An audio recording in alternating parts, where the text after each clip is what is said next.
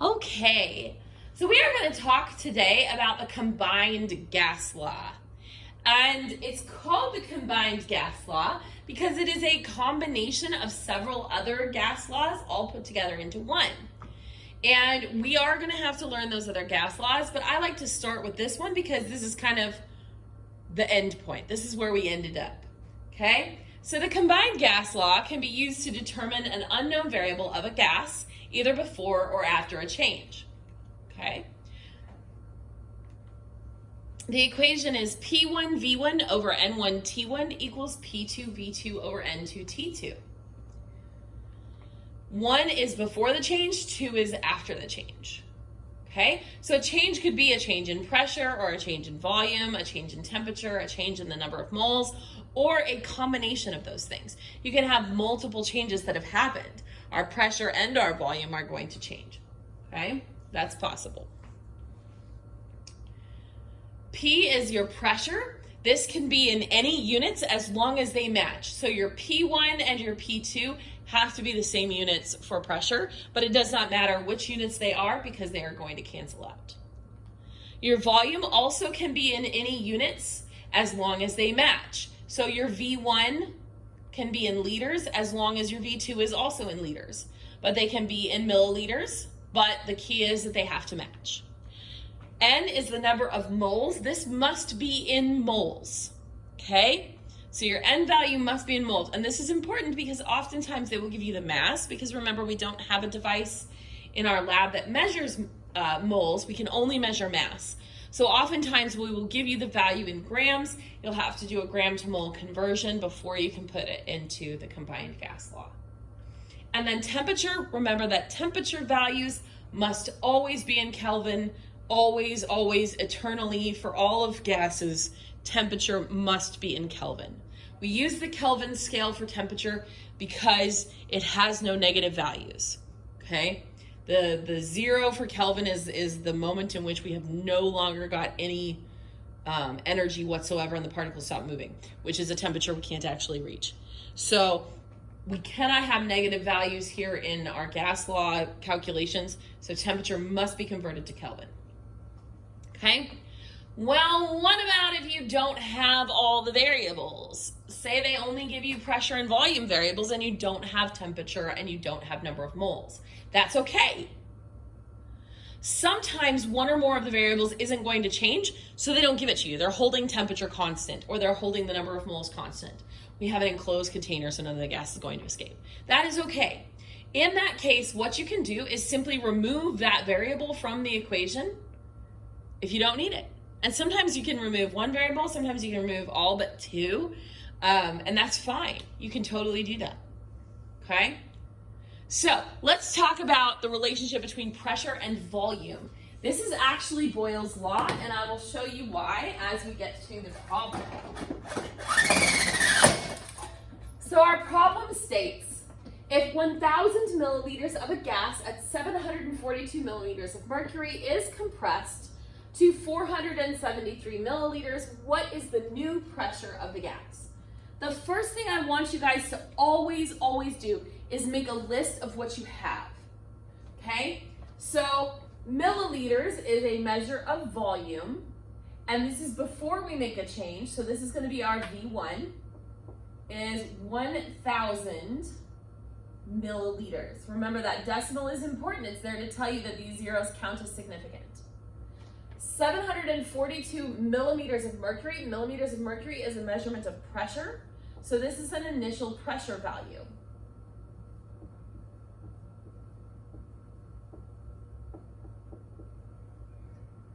Then we're going to compress this, which means to push it together. So we are decreasing the volume. Compression means to make smaller. So this is going to be our V2. This is after the change. After the change, our volume is 473 milliliters. And the question is asking what is the new pressure of the gas. New pressure means our P2. Okay? So we're going to start with the combined gas law. P1V1 over N1T1 equals P2V2 over N2T2. Now, We have a V1 and a V2, so volume gets to stay. We have a P1 and a P2, so pressure gets to stay. We do not have number of moles given, so we can assume that that's being held constant. So we can get rid of N1 and N2. We also do not have a temperature value, so we can assume that that is being held constant as well. So that gets rid of everything except for P1 V1 equals P2 V2. And this final equation is known as Boyles Law. This is one of the equations that we used to put together the combined gas law. So we're going to take Boyles Law. We are going to solve for P2. So this is where we're going to use a little bit of our algebra. So we're going to do the opposite. We're going to walk this backwards and do the opposite. So we want to get P2 by itself. I'm going to circle it so we don't forget. That's what we're trying to get by itself. To do that, we're going to do the opposite of what's happening to it. So right now it's being multiplied by V2. We are going to divide by V2. We do that to both sides because it has to stay equal. And remember, when something matches top and bottom, we can cancel it out. So our P2 value is going to be equal to this right here. P1 times V1 divided by V2.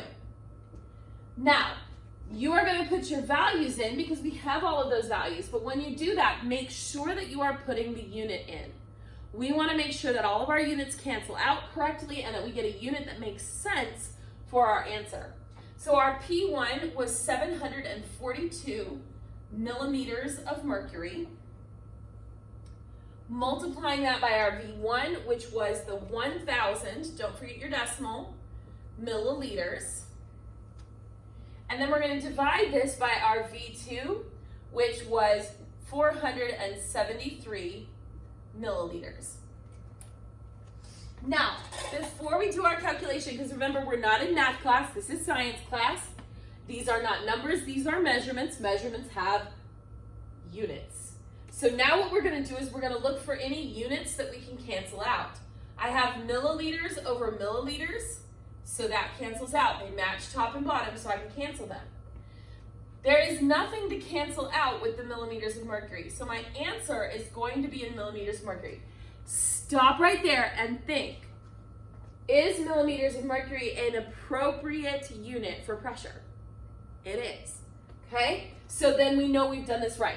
Now, when you put this into your calculator, please make sure that you use parentheses around the top and parentheses around the bottom, so that you don't mess up your order of operations. So we're going to do 742 times 1,000 divided by 473. And that's going to get us a value of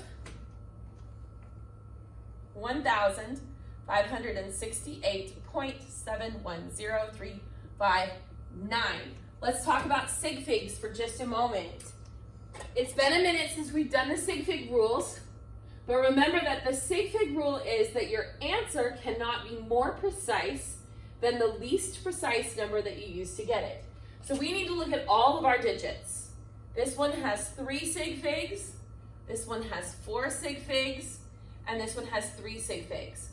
Our answer has to have the smallest number. So our smallest number is 3, so we're going to round our answer to 3 sig figs. 1, 2, 3. The number after that is 5 or more. So we're going to raise the 6 to a 7 and dump the rest.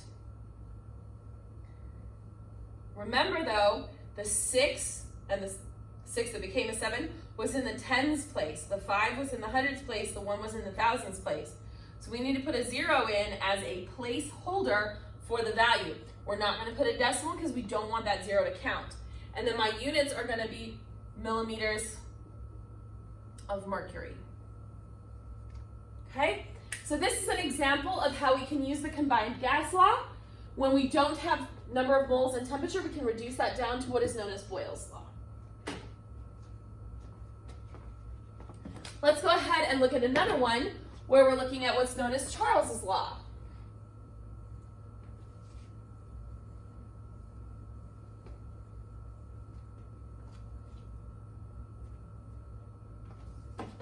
All right, so for this question, we're looking at just volume and temperature. Our question reads, if a balloon initially has a volume of 0.4 liters and a temperature of 20.0 degrees Celsius, what will the volume of the balloon be after it is heated to a temperature of 250 degrees Celsius? So let's go through and let's pull out a list of variables. We have an initial volume, so V1 is equal to 0.4 liters. And then the initial temperature T1 is equal to 20.0 degrees Celsius. Then they're asking, what will the volume of the balloon be? That's our question, is the second volume. So they're asking us for the second volume. After it is heated to a temperature, so this is our second temperature, T2, after the change, of 250 degrees Celsius. Now, before I do anything else, these degrees Celsius need to go to Kelvin. So we're going to add 273 to both of them. So that's going to get us 293.0 Kelvin. And that's going to get us, let's see, 312, carry the 1, 523 Kelvin. Okay? So now let's start with our combined gas law. P1 V1 over N1 T1 is equal to P2 V2 over N2 T2. Okay? We do not have a P1 or a P2, so we can get rid of those values. We will assume that they are holding them constant.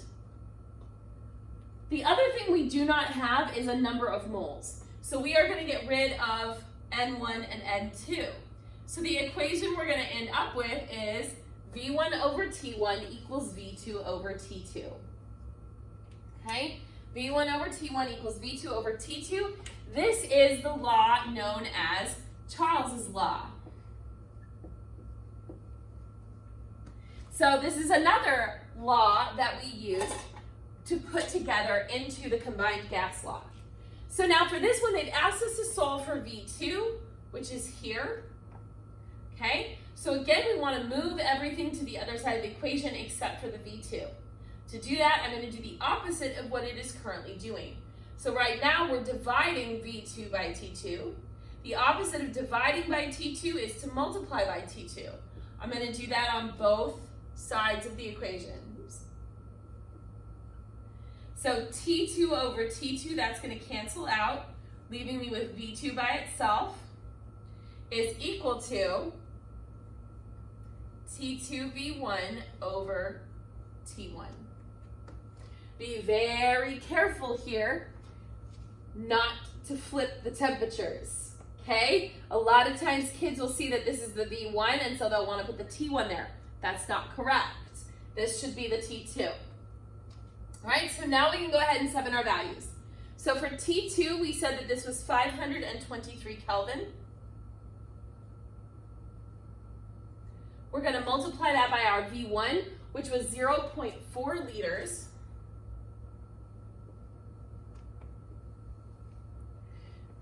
We're going to divide that by our T1, which was the 293.0 Kelvin. Now, remember, this is where we want to stop because this is science and not math, and our numbers are not numbers, they are measurements, and measurements have units, and we need to make sure the units cancel correctly and that the unit that we're left with makes sense. So here we have Kelvin over Kelvin, so I can cancel that out. That leaves me with liters. Stop and think. We're trying to solve for volume. Does liters make sense for volume? It does. We can measure volume in liters. So again, please be reminded to put parentheses around the top and bottom when you put in your calculator. So we're going to do 523 times 0.4 and then divide that by 293.0. That gets us 0.713993174. Oh my goodness, it's a lot of digits. And of course, we cannot keep them all. Now, for sig figs, we have 3, 1, and this was actually 0.0, that was 4. We have to go with the least number of sig figs, so we're going to round our answer to just one single sig fig.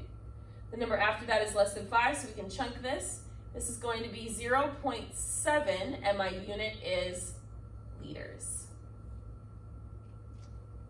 All right, let's take one more look at another of these smaller gas laws that go into the combined gas law, and then we'll do a problem with everybody all together.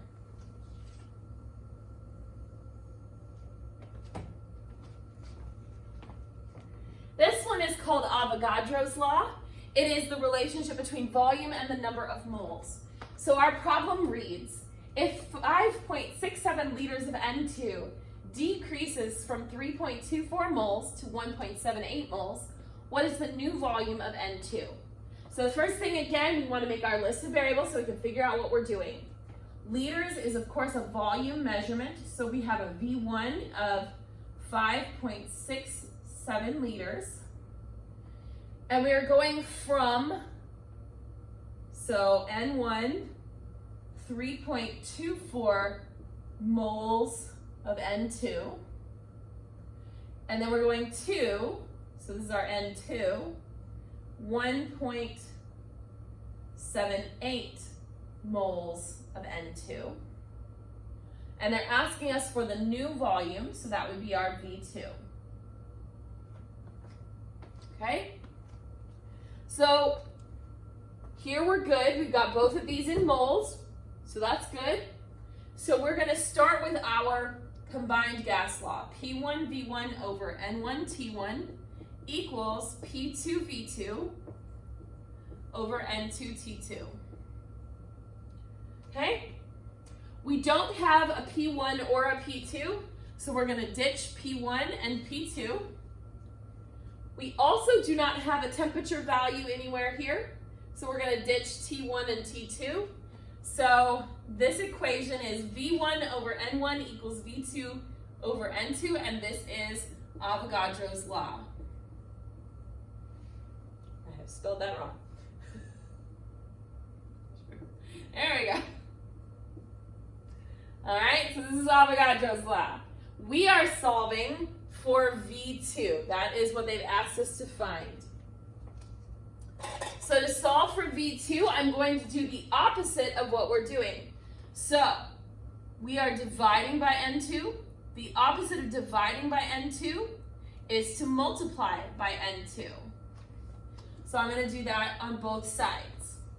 When I do that, N2 over N2 on the right cancels out, leaving me with V2 by itself equal to N2V1 divided by N1. Now that I have the appropriate equation, I can substitute in my values to the equation. So for N2, we had 1.78 moles of N2. We're multiplying that by our V1 value, which was 5.67 liters. We're going to divide that by our N1 value, which was 3.24 moles of N2. And remember, we want to stop here because this is science and it is not math. These are not numbers, they are measurements, and measurements have units. So we need to check and see which of our units will cancel out. We have moles of N2 over moles of N2. That will cancel, leaving us with a value in liters. Now we need to stop and think. Does liters make sense for volume? Yes, it does. So again, remember when you put this in your calculator, parentheses around the top, parentheses around the bottom. So we have 1.78 times 5.67 divided by 3.24. This gets us 3.115. For our significant figures, again, we got to go with the least. This one has 3. This one has 3. This one has 3. Oh, looks like our answer will have 3. So we're going to do 1, 2, 3. The number after that is 5 or more, so that 1's going up to a 2. This is 3.12 liters. All right, let's try putting all of these together using the combined gas law to solve for multiple changes. So thus far we've done calculations with a single change in them. We're increasing a volume or we're changing a pressure. This can have multiple changes in it. All right, so our problem reads, if I initially have a gas at a pressure of 12 atmospheres, a volume of 23 liters, and a temperature of 200 Kelvin, and I then raise the pressure to 14 atmospheres and increase the temperature to 300 Kelvin, what is the new volume of the gas? So again, we want to start out by making a list of all of our variables. So our initial pressure, P1, is equal to 12 atmospheres. Our initial volume, V1, is 23 liters. Our initial temperature, T1, is 200, watch that decimal, make sure you put it there, Kelvin. And then we are raising, so this is our second set of values. Pressure is going to 14 atmospheres. The temperature is changing to 300 Kelvin. Remember to keep that decimal so we don't lose it. They're asking what the new volume, V2, is going to be. Okay? So, one thing we want to make sure we check is that our units match. Pressure is in atmospheres and atmospheres, Kelvin and Kelvin, liters, and then our answer will be in liters. Okay? As long as they match, we don't have to convert anything. If this was atmospheres and this was torr, we would have to pick one to convert. It does not matter which one, but we would have to pick one. In this case, we're all right. So let's start with our combined gas law. P1V1 over N1T1 equals P2V2 over N2T2. Now we do have something we can get rid of. We don't have any number of moles here. So we can get rid of N1 and N2. So we're just going to use P1V1 over T1 equals P2V2 over T2. And we use this one a lot. A lot of times the number of moles are not going to change because we're using some kind of enclosed container that's a closed system. So this is one you're going to see used very, very frequently because we don't always change the number of moles. We are solving for V2, so let's circle it so we don't forget about it. Here we are dividing by T2, so we're going to do the opposite of that and multiply by T2. Let's do that on both sides. T2 over T2 cancels out on this side. Then we are multiplying by P2. The opposite of multiplying by P2 is to divide by P2, so we're going to do that on both sides. P2 over P2 cancels out. So our V2 is equal to T2 P1 V1 over P2 T1. Okay? So let's go ahead and substitute in our values. For T2, we were given the value 300 with a decimal, Kelvin. We're going to multiply that by our initial pressure, which was 12 atmospheres. We're going to multiply that by our initial volume, which was 23 liters.